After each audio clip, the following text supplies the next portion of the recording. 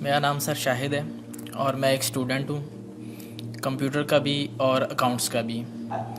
میں حال ہی میں یوں سمجھیے کہ قرآن پاک کی طرف رجوع کیا میں نے اور اس کو سمجھنے کی کوشش کر رہا ہوں، لیکن ایک عجیب سی بات یہ آ رہی ہے کہ اتنا زیادہ میٹر موجود ہے قرآن پاک کو سمجھنے کے لیے بھی کہ اس کے کوئی بنیادی اصول سمجھ میں نہیں آ رہے ہیں کہ انڈرسٹینڈنگ اس کو کیسے کرنی چاہیے، سٹیپ وائز کس طرح اس کو سمجھنا چاہیے، آیا کہ ناظرہ اس کو کرنا چاہیے، احادیث سے اس کو سمجھنا چاہیے یا کیسے؟ کیونکہ اگر ہم احادیث کو بھی اٹھا لیتے ہیں پڑھتے ہیں تو کچھ علماء کہتے ہیں جی کہ احادیث کے بارے میں بھی یہ ہے کہ کچھ ضعیف ہیں یا حسن ہیں یا اس کا مطلب کسی خاص وقت کے لیے تھا۔ تو ایک عجیب سا مطلب کہ ذہن کے اندر ایک وہ تلاطم ہو جاتا ہے کہ آدمی کرے کیا کرے، کس طریقے سے اس کو مطلب کہ انڈرسٹینڈ کرنے کی کوشش کرے کہ وہ ایک سیدھی راہ کے اوپر آ جائے کہ اسے قرآن پاک کی بنیادی جو تعلیمات ہیں ان کے اوپر چل کے کم لیکن کامل علم کو حاصل کر سکے۔ قرآن مجید کی طرف آپ کا رجوع ہوا ہے، توجہ ہوئی ہے، اس کو اللہ کا بہت بڑا فضل اپنے اوپر سمجھیے، اور جب اللہ کا فضل ہو تو پھر اس کا شکر بھی ادا کرنا چاہیے اللہ کے جناب میں۔ میں آپ سے ایک عجیب بات کہہ رہا ہوں، شاید آپ کو بہت وہ نئی سی لگے گی۔ قرآن کو ایسے پڑھیے جیسے بدو پڑھتے تھے۔ بدو نہ فلسفی تھے، نہ منطقی تھے، نہ سائنسدان تھے، نہ ابھی حدیثیں ان کے پاس تھیں، نہ ابھی فقہ مرتب ہوئی تھی۔ وہ کیا تھا؟ عربی زبان، یہ ان کی اپنی تھی۔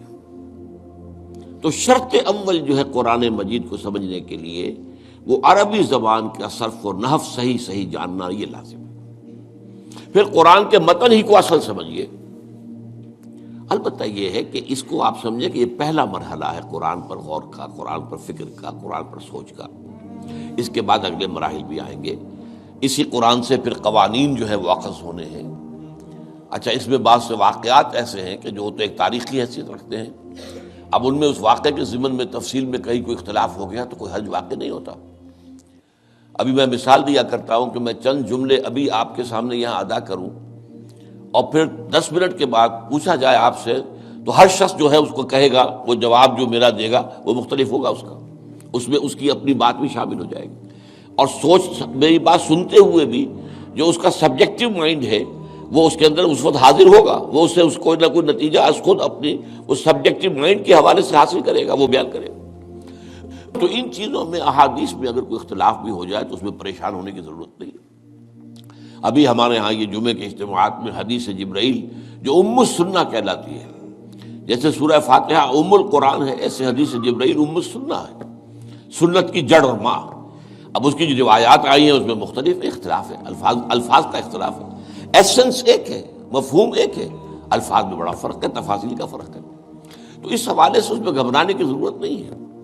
پھر یہ کہ فقہی معاملات کے اندر اختلافات ہو گئے، وہ بھی نیچرل ہیں۔ آپ کو معلوم ہے کہ ایک ہی مقدمہ ہوتا ہے، 8 جج بیٹھے ہوئے ہیں ایک بینچ پر، 5 کا فیصلہ ایک ہے، 3 کا ایک ہے، اور بھی تقسیم ہو سکتی ہے۔